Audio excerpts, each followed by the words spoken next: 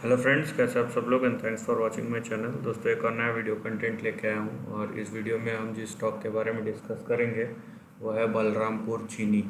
दोस्तों देखिए, sugar sector stocks जो है बहुत वोलेटाइल होते हैं बाय नेचर, और अगर इन जनरल आपको उसके ट्रेंड समझ में नहीं आते, पकड़ में नहीं आते हैं, सो जेन्युइन एडवाइस है कि आप दूर रहिए, क्योंकि इसके जो रैलीज और करेक्शंस होते हैं बहुत शार्प होते हैं। आपको यहाँ पे एग्जांपल में देखने मिल जाएगा। देखिए, एक साल में 400% का ये रैली होता है, और इसका जो करेक्शन होता है वो भी उतना शार्प होता है। देखिए, 2 साल में फिर उसका टॉप से अब देखिए 78% गिर जाता है। उसके बाद उसके बाद हम यहाँ पे देखेंगे कि यहाँ पे देखिए कंसोलिडेशन आया है। यहाँ से इसका देखेंगे, ये देखिए कम से कम 2 साल में ये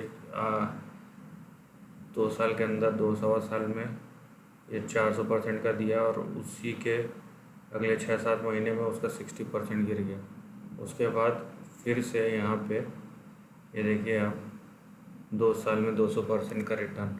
तो इसके जो रैलीज होते हैं और करेक्शन होते हैं दोनों बहुत शार्प होते हैं। सो एक तो चीनी हाई रेगुलेटेड मार्केट आता है, ऊपर से ये कमोडिटी है। तीसरा, इसके साइकिल बहुत फास्ट रहते हैं। तो अगर आपको समझ में नहीं आता, हाँ नो डाउट कि रिटर्न बहुत अच्छे देता है, लेकिन अगर आपको ये चीज़ समझ में नहीं आता तो प्लीज़ दूर रहिए। और अगर आपको समझ में आता तो जाहिर सी बात है आपने अच्छे खासे रिटर्न कमाए होंगे, क्योंकि अच्छे खासे अपॉर्चुनिटीज़ देता है। सो अगर हम ट्रेंड इसका देखें, आपको यहाँ पे देखने मिल जाएगा, कोई बड़ी बात नहीं है कि ये एक कंसोलिडेटेड रेंज में घूम रहा है। सो ये यहाँ से, मैं अगर यहाँ से रैली बोलूँ 2001 से 2006 तक इसने 2800% का रिटर्न दिया था। उसके बाद मोस्ट प्रोबेबली ये पूरा करेक्ट, ये कंसोलिडेशन जोन में घूम रहा है। आप यहाँ पे देख सकते हैं। ये देखिए,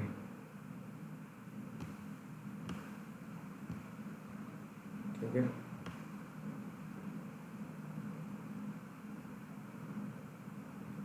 और यहाँ पे आपका एक ये आ जाएगा, और यहाँ पे ये देखिए। सो बहुत शार्प करेक्शंस रहते हैं। ये देखिए, ये इसका जोन है। अब यहाँ पे देखिए, आप पहली बात तो आप ये समझ के रखिए कि आपको, आपका जो टारगेट होना चाहिए ना, वो ज़्यादा ऊपर स्ट्रेच नहीं होना चाहिए किसी भी साइड में, ना ही अप साइड में और ना ही डाउन साइड में। ये बात याद रखिए, क्योंकि अगर आप करते हैं तो शायद मीट हो जाए, लेकिन अगर आप उसको वॉलेटिलिटी कंट्रोल नहीं कर सकेंगे तो बहुत बड़ा प्रॉब्लम हो जाएगा यहाँ पे। सो ये एक शुगर सेक्टर का बोल सकते हैं कि,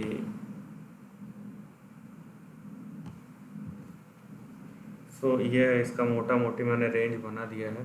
सो आप देखिए, ये यहाँ तक 69 तक आके फिर 100 तक लौट गया, अभी फिर से गिर रहा है।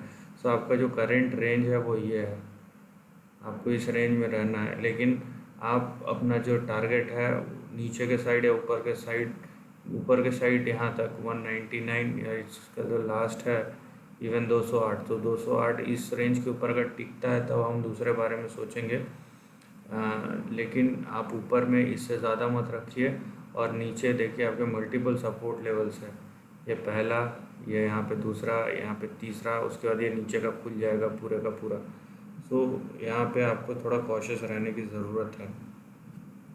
नाउ ये तो हुआ एक टाइप का। अगर मैं थोड़ा सा इसको स्ट्रेच करके बनाने की कोशिश करूँ, कि अगर मैं एंगल्स इससे कुछ निकालने की कोशिश करूँ यहाँ पे, सो आपको दिखेंगे कुछ एंगल्स, वो ज़्यादा क्लियरली आपको पिक्चर्स बताएंगे। ये देखिए, सो मैं क्या करूँ, मैंने आपको बता दिया कि इस लाइन के ऊपर नहीं जा रहा, तो मैं फ़िलहाल बीच के लाइंस मिटा देता हूँ ताकि चार्ट क्लियरली दिख सके। एंगल के भरोसे यहाँ पे ये मैं यही 2 लाइन रखता हूँ, बाकी हटा दिया, सो आपको चार्ट क्लियरली दिख जाएगा। यहाँ पे देखिए, ये आपके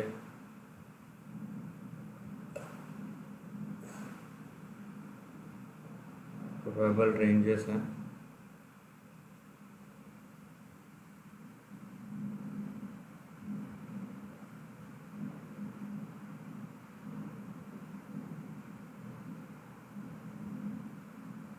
यहाँ पे आपको देखने मिल जाएगा कि किस तरीके से मूवमेंट हो सकता है आने वाले टाइम में, राइट।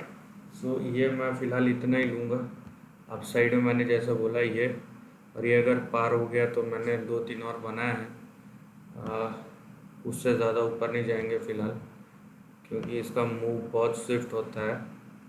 तो आप देख लीजिए यहाँ पे, अगर ये रेंज टूट जाता है, मैं जैसे बोला ये रेंज टूट जाता है, तो फिर ये यहाँ पे नीचे आने के पूरे चांसेस, यहाँ पे एक माइनर सपोर्ट जैसा दिख रहा है, लेकिन आई डोंट नो कितना टिकेगा। ये देखिए यहाँ पे, सो ये अगर टूट जाता है, ये सपोर्ट सपोर्ट सपोर्ट 57 के नीचे चले जाता तो फिर यहाँ तक आ जाएगा।